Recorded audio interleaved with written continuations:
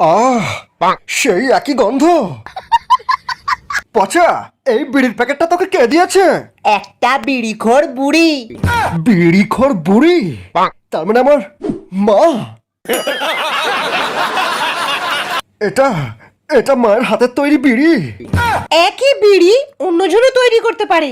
নানন্দা, তুমি হয়তো জানো না, আমি কতদিন পরে এই বিড়িটা খেয়ে পেট ঝেড়ে হয়ে গেছি।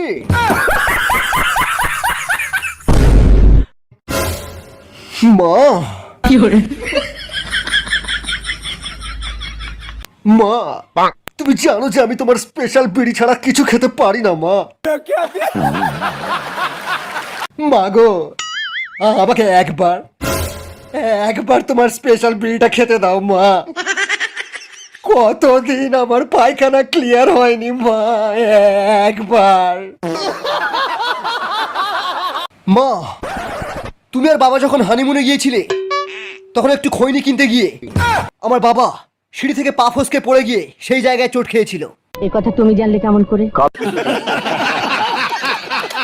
কাল রাতে বাবা আমার স্বপ্নে এসে বলে গেছেন, আরো বলে গেছেন, বাবা আমার হওয়ার জন্য পাড়ার সমস্ত বিড়িখোরদেরকে একটা করে শান্তি বিড়ির প্যাকেট কিনে দেওয়ার মানত করেছিলেন, কিন্তু বাবা তা দেননি।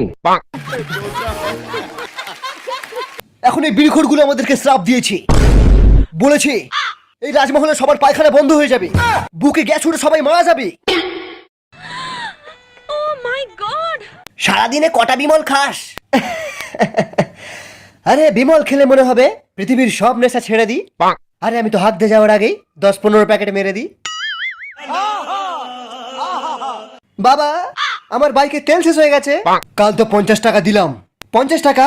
থু, শালা 50 টাকা তেল তো রাস্তার জামিতেই শেষ হয়ে যায়। পেট্রোলের দাম অনেক